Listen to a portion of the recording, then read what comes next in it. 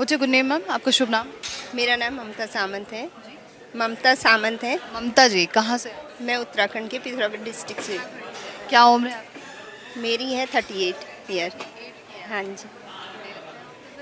मैं यही diet follow करती हूँ। फ़िलहाल मैं घर से ही, मैं जुलाई में आई थी यहाँ। तो जुलाई में आई थी मैं यहाँ, तो ओपीडी में दिखाया था मैंने। वहाँ डॉक्टर्स ने मेरे को डाइट चार्ट वगैरह दिया, थोड़ी सी मेडिसिन दी और मेरे को रिलीफ़ हुआ। मैंने कहा मैं कैंप में जाती हूँ पूरी तरह से और सीख के जाऊँगी यहाँ से डाइट वगैरह क्या क्या लेना है क्या, क्योंकि वैसे तो पता नहीं चलता घर में कि हम लो तो कहते हैं, लेकिन कितनी क्वांटिटी में लेना है ये हमें पता नहीं है। तो इसीलिए मैं यहाँ आई हूँ कि ताकि मैं सीखूँ और बेटर फील कर सकूँ। ममता जी, कोई प्रॉब्लम थी आपको जो आप जुलाई में?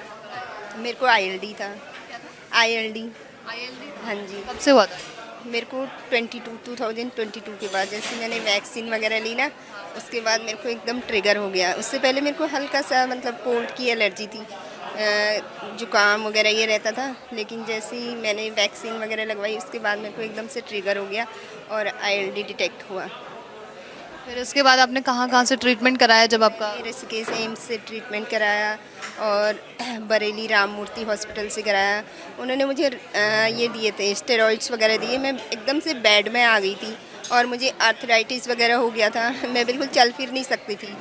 फिर उसके बाद से मैंने यहाँ आई। फिर मैं, हाँ, मैंने कहा अब कहीं से ठीक नहीं होने का तो मैं यहाँ आई तो सर ने ये ओपीडी में डॉक्टर्स ने मुझे यही डाइट चार्ट वगैरह दी और समझाया कि ऐसे ऐसे लेना है, फ्रूट्स लेने हैं सुबह, फिर सैलेड वगैरह लेना है। और तो फिर मैंने मेडिसिन भी ले गई थी, क्योंकि तब थोड़ा मेरी तबीयत ठीक नहीं थी।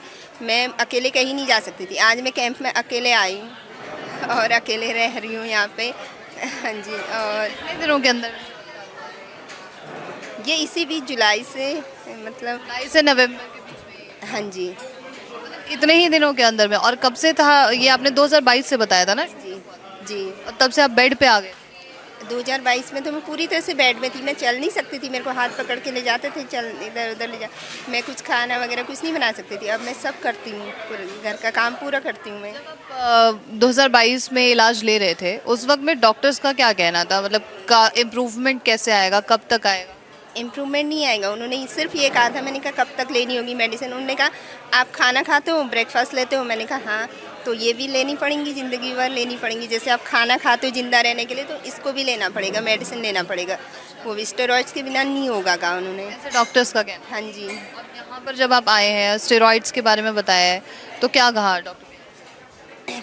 नहीं, स्टेरॉइड्स वगैरह ये उनने तो ये भी कहा कि जैसे जो हमारे डॉक्टर्स हैं वो भी दवाई कहते हैं, तो आप दवाई मत लो, ये मेडिसिन वगैरह की ज़रूरत नहीं है, सिर्फ डीआईपी डाइट फॉलो करो, उससे से रिवर्स हो जाएगा सारा जो हमारी डिजीज़ हैं, वो रिवर्समेंट में आ जाएंगी और पूरी तरह से क्योर हो जाएंगी।